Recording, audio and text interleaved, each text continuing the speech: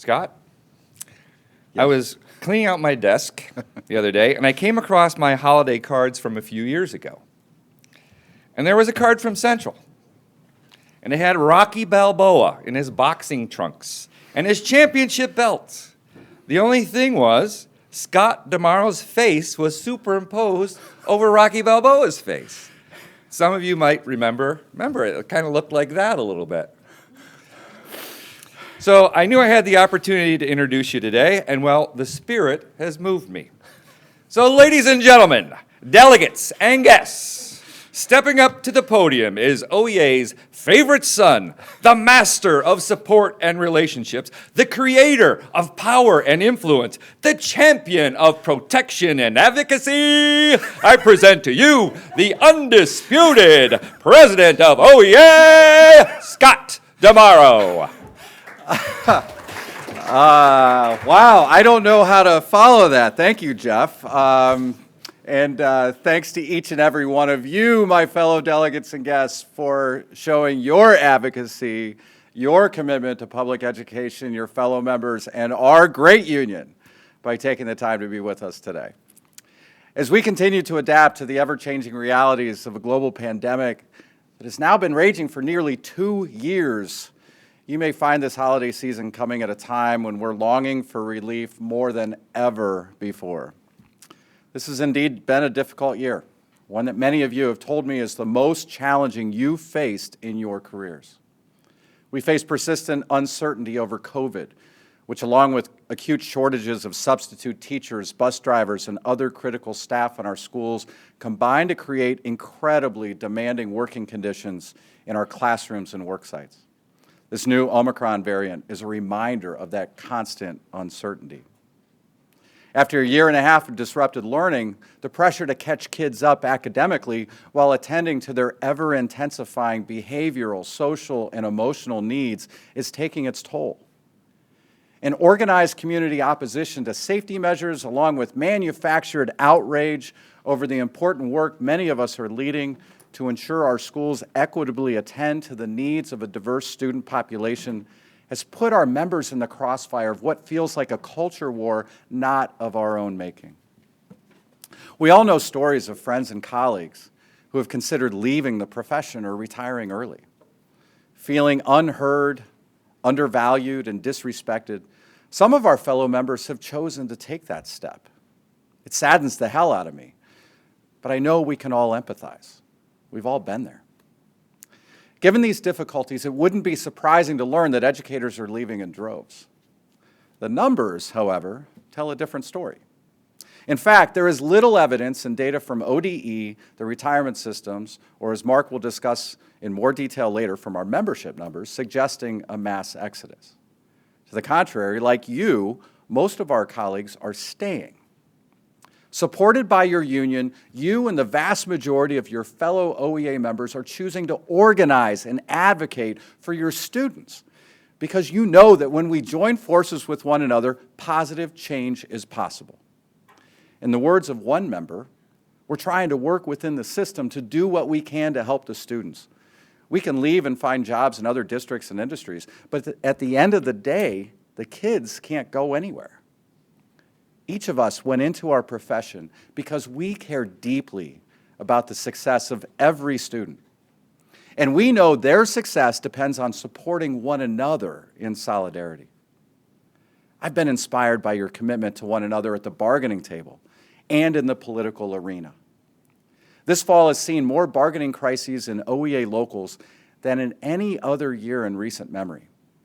And in local after local, from Middletown to Zane Trace to Coshocton and others, standing strong together has led to fair settlements that not only improve the lives of our members, but benefit our students as well.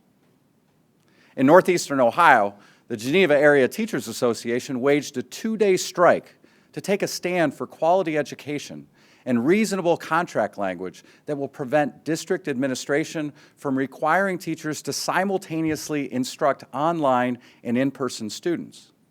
And when they drew that line in the sand, they had overwhelming support from their community. Here's what it looked like.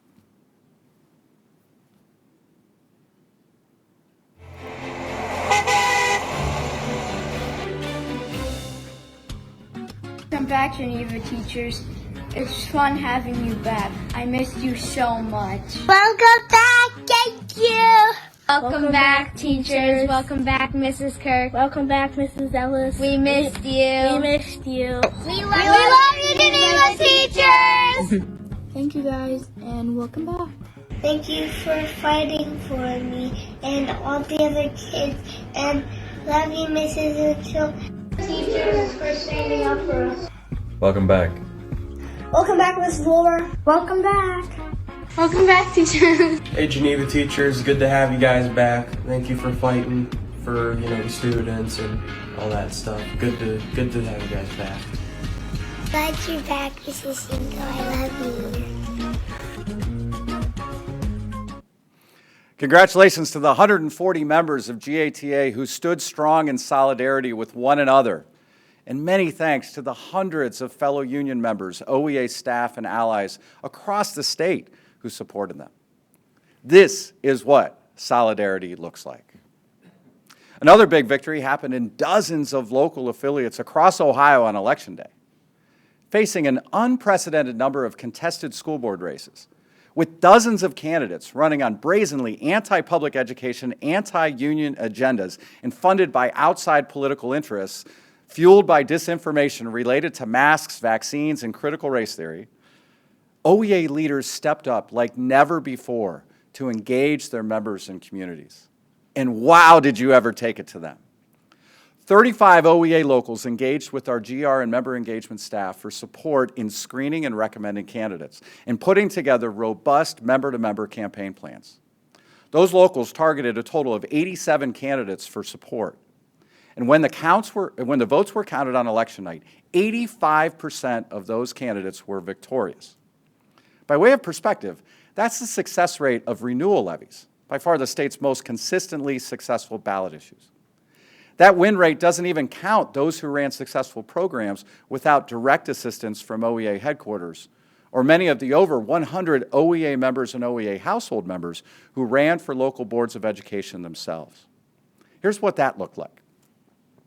From the streets of Deer Park to the sidewalks of Sylvania, from the youngest members of our communities to those who are young at heart and have dedicated their lives to serving our kids, Ohio's educators were on a mission this election season, making detailed game plans, making phone call after phone call after phone call, and going door to door, seeking success at the polls.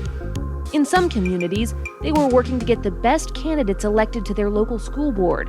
Those races saw an unprecedented level of interest, both from community members and from candidates, including 107 OEA members and their family members running for public office statewide. More than 70% of them won their races. Local associations knew what was on the line in these elections, and that spurred a high level of activism and engagement among members. 39 locals stepped up to vet and recommend candidates, and their members stepped out to gain community support for those friends of public education. Lakota Education Association members, for example, were spreading their message at this tailgate at the last home football game of the year. Locals who ran programs to support their preferred candidates saw an 85% victory rate on Election Day. In other places, like Kenton, the big question on the ballot this Election Day was a levy. In districts where there was direct OEA involvement in the levy campaigns, 80% of them passed. And that's thanks to the educators across the state who took to the streets, standing shoulder to shoulder with students and families, asking voters to support their local public schools. Our members used their voices to shape their communities, fighting for a better future for all. Of course, we didn't win them all. In fact, facing a deluge of social media and outside spending, we had some locals that faced some hard losses. And that's going to require even more support from all of us to stand up against more hostile boards. The bottom line, however, is that when we engage, we win. Big. This clear demonstration of our collective strength and power is something we should all remember as we go into equally consequential elections in 2022 and beyond. Winning is about effort. It's about having a plan and executing it. It's about staying unified, even in the face of adversity. It's about tapping into the power of a 120,000 member strong union, the largest and most powerful union in the state of Ohio.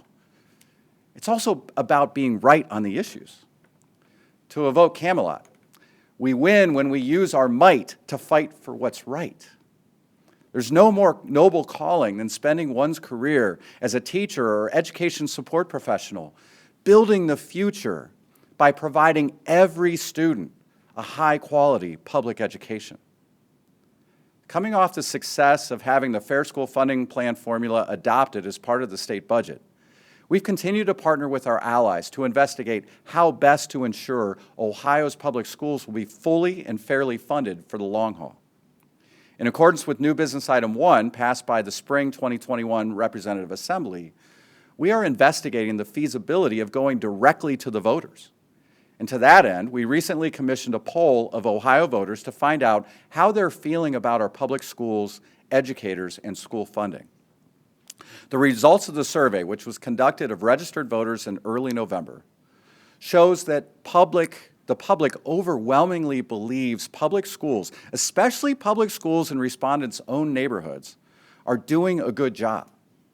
It shows that despite all the critical noise in the system that sometimes seems so demoralizing, Ohioans strongly support the work of teachers in our public schools, and they're not very keen on charter schools. It also shows that by a clear margin, voters believe Ohio spends too little on its public schools. They know that more funding is needed for students to be successful, and depending on how it's handled, they're willing to raise revenues to better fund our schools. Don't let the naysayers get you down. We're still trusted and respected by the vast majority of the people in our communities. Now is the time to use our collective voice to advocate for needed change.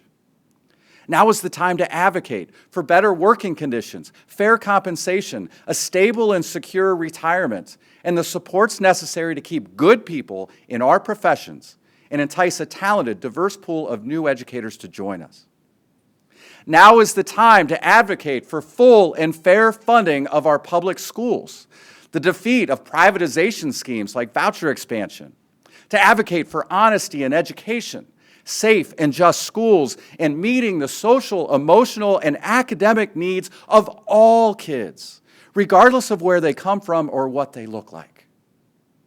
Now, my friends, is the time to advocate for public education as the most important means of protecting and strengthening our democracy in our communities. The poet Amanda Gorman, in her beautiful recitation at President Joe Biden's inauguration, said, "If we merge mercy with might and might with right, then love becomes our legacy and change our children's birthright." Friends, I wake up every day inspired by you, by your heroism, your steadfastness, your willingness to act, your unity, and your strength.